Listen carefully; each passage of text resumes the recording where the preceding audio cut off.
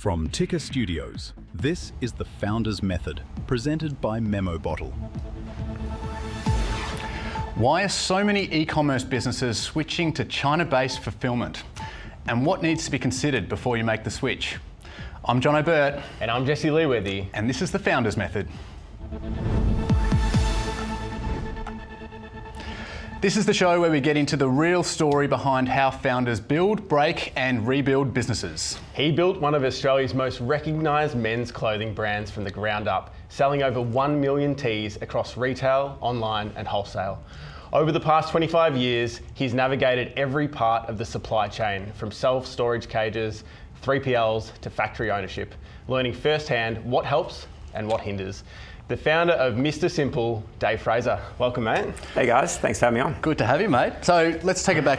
2003. 2003, I was when a shop on Brunswick Street. Mr. Simple. Fitzroy. Fantastic. Yeah. So the whole idea was premium logo-free basics, That's which right. was kind of like, wasn't around at the time. No, it wasn't around at the time. There was, I guess, American Apparel was kind of the thing in the US. Yeah. It was not even in Australia at that point. So at that stage, it was heavily, branded up logo product, and minimal product wasn't around. So, and that's what we wanted to sell in the shop. So it started as our in-house brand, and then that kind of became the main thing. So 25 years ago, what did the supply chain look like back then, other than horse and cart? Well, same, like finding factories is always difficult. Yeah. So, generally, like most people will network their way into that. So I asked around people I knew in the rag trade in Melbourne at the time, and we got a supplier in Vietnam. So we're actually out of Vietnam first up. And then, then it comes to warehousing, shipping orders. E-com was, not much of a part of our mix back then. It was mostly wholesale, and we had, a few shops that we expanded over time. And so we started off, had like our own, like a little self-storage unit. I was literally running out of home. We had the shop, which was tiny, and then a self-storage unit in Northcote. And so, we'd just go up there, pick and pack orders, they just leave them there. They ship them out. And then we ended up a little warehouse in Collingwood, just off Smith Street. Cool. And 250 square metres or something, which is office, little warehouse, which is totally fine for a while. And then you get to a point where things start growing, you're getting bigger wholesale orders. You just start physically, if you go from getting small LCL shipments, pallets, to 20-foot containers to 40-foot containers, that's just not going to work. No. Without... It's not a good use of your time as well. No, and you're managing... It's a completely different business, that logistics side. Yeah. So it was then, we made a decision that it was time to go to a 3PL, third-party logistics, which we're still with in Laverton here in Melbourne. So we've been with them, I'd say 16, 17 years, something like that now. So a long time. Yeah, and then so setting up a 3PL is challenging. Yeah. Anyone who's done it knows it's and that's why we are still with them, because once you get it running smoothly, it's fantastic. We can have massive sales events now, and that's good. they have to deal with getting all those orders out. Yeah. So at some point, you actually started. You owned a portion in a factory, right? Yeah. We were saying we're manufacturing in China, and this is pre-COVID, and China, the minimums kept going up, and pricing was going up in China at that time, and flexibility, was they were booming, supplying the world. This is obviously pre-tariffs into the US and all that as well. So it's just getting more restrictive, and we were finding it harder and to do business there. And I had done business in Vietnam for a long time. We still manufactured in Vietnam, and so I ended up there was an Australian who had a factory there and needed some investment, and so I decided to go into that, and which was fantastic over that COVID period. And after that, we were able to make pretty much whatever we wanted. Low units, fast turnaround. So it was control. And, you had control, and we were able to. I did try doing fulfilment from Vietnam, but they're just not set up for that at the moment. I think that's just starting to happen now, but this is like 5 years ago. It's incredible that you did that. The flexibility that you would have had. Yeah. Do you think financially? Because I assume there was a bit of capital that went into that. Yeah, it wasn't actually a huge amount of capital. It was more me cash flowing the business, by buying all the fabrics, buying all the materials, and just keeping the volume in the business. So it wasn't. I had to put a heap of cash into it, but it gave us that flexibility. But then when we started growing really quickly, again, it actually became a hamstring on the business. Interesting. Yeah. And that's where still, if you're manufacturing in Vietnam, pretty much all the materials still come from China Yeah. or India or Pakistan. So you're really, like, the supply chain is longer too. And so I was like, hey, we're growing really quickly. How do we, and this ties back into the China 3PL thing, we're growing really quickly. You know, you start to look at, can you finance this growth? Or do you have to put the brakes on it, which, you know, no entrepreneur wants to put the brakes on growth. So, For sure. So let's talk about China-based fulfilment, because it is a bit of a buzzword at the moment. Yeah. So many e-com businesses are switching across, including us actually. We've just made the move recently. Yeah. Tell us about, well, what are the pros and pros of China-based fulfilment? the Why would you make pros the switch? is time. Yeah. You know, that's the number one, because, you know, if you're shipping your product to Australia, for instance, it really is 4 weeks, you know, you have to give yourself. So from booking, you know, they say sort of, you know, 14 days sailing, but you got to really add a week either side. It's always longer getting than it, that. booked there, getting on a boat, and at the other end, receiving it into your warehouse, getting it to the warehouse. So if you can cut 4 weeks out of your product cycle, that's just free cash flow. Yeah. So you can free that up. And if you have an international business, so for us, we want to grow. We're predominantly still Australian based as far as our mix of customers, and we purposely haven't expanded internationally because we've grown really quickly here anyway, and it just didn't make a lot of sense financially fulfilling from Australia. So by having a China fulfilment centre, you can ship globally, and this product's in warehouse in a couple of days as opposed to a month. You know, so it means you can refill.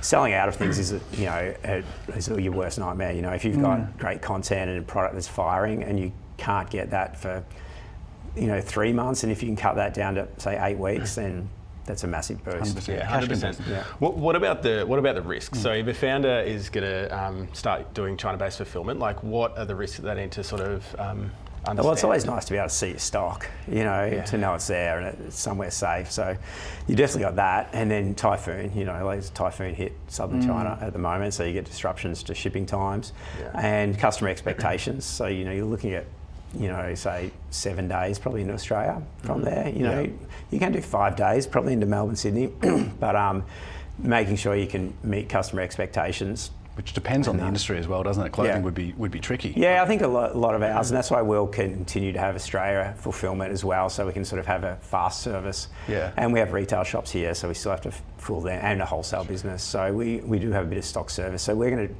look at it not as exclusively China-based, but have that as our main hub. Yeah. And then still have Australian fulfilment as well. Okay. And you're talking to a few China-based fulfilment companies at the moment, trying to work through what looks best. What does that vetting process look like? How do you analyse what's best for you? Yeah, we looked at a whole bunch, and it does depend a lot on where you're shipping to and who you're selling to. And if you manufacture in other countries too, because so we ended up going with a provider that has a bonded facility, which, you know, essentially means it's not in China. So the goods sit, you know, they sit just near Hong Kong really, the warehouse is, but they're in a customs secure zone. So we can ship products from Vietnam or, you know, India into that zone without importing them into China. And it also means that our biggest suppliers can get their tax credits back, you know, which is like here if you export, getting your GST back, or any export credits you might get, they can get. So we kind of went with, because our biggest suppliers, we would have had to pay a premium to use a local non-bonded facility, even though they are cheaper, but for us it still worked out as being much more expensive to go with that type of facility. Yeah. So for founders and brands that are selling in Australia and they're wanting to start selling internationally, what do you think that they really need to have dialed in their home country before they go? I think you just need to have the process dialed. So it just needs to be running smoothly.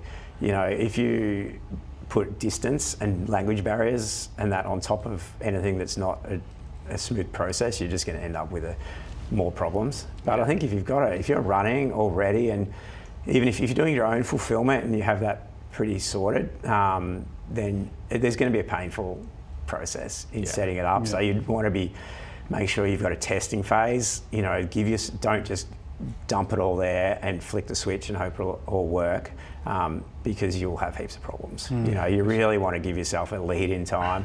So we've been fulfilling out of China for 3 months, but we only really just ramped it up in the last few weeks, Yeah. and we had problems, you know, and that was more on the back end because we're running multiple warehouses, routing orders between locations and trying to be efficient. Is you know, when you're putting a lot of volume through there, you end up with finding where all the problems are. For sure. And then there's all the tax things you got to work through internationally, and there's and all that, and they keep changing, you know, so you need partners that are really on top of that, and you end up, you know, you can end up with a lot of annoyed customers when they're getting charged duties and when they shouldn't be, because we're trying to deliver it duties prepaid, but then if the carriers don't have the settings right on that, then the customers get paid, and you can end up with your customer service just going through the roof.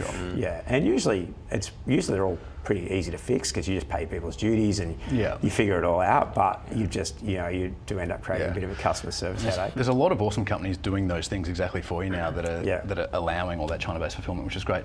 We were talking offline a little bit before around your number one rule is in business, don't run out of cash. That's the, which is a simple one, but a tough one. It's the number one rule. Never ever. So whatever happens, don't run out of cash. So what do you think? What's the biggest mistake that founders are making to run out of cash when it comes to supply chain? A lot of time, my pay is inventory. You know, you just end up with way too much inventory, and if you end up having those POs stack up and you're not moving them quick enough, you'll run out of money. You know, because and however you finance that, it doesn't really. You know, you'll get yourself into a pinch. You know, which happens to everyone at some point. You know, you expand your SKU range too much, or you go into other markets, or something happens within the business. So, and that's where having a shorter lead times and more flexibility. The shorter you can cut your order time frame, it's just hugely beneficial to your business. Like I just had to book a last minute trip to China because their business is pumping again now after they've had a bit of a lean patch after COVID and the tariffs and everything. So all our lead times are blowing out, and I'm like, this is not going to work. We want to grow, and we've got to get them back. So it's crucial. You guys are going through that, and if you can shorten that cash cycle, that just if you can be getting terms off your suppliers, and then if you can be growing and you can be keeping that as tight as possible, that time frame, then you make your whole life so much easier. We'll have to do a whole nother talk just about negotiating payment terms, I think. But there's a lot in that. Oh man, it's not easy. Dave, what you've done in the last 25 years is amazing. Your products have actually been in our wardrobes for 100%. For the last 3 decades, probably. Pretty close to, since the teenage years. Have to get your Founders Method uniform sorted, mate. True. We'll speak to the producers. All right. Thanks, mate. So good having you on. Thanks for coming on. Thanks for having me on. Appreciate it. Cheers. You're watching Ticker. The Founders Method is presented by Memo Bottle. For more, visit memobottle.com.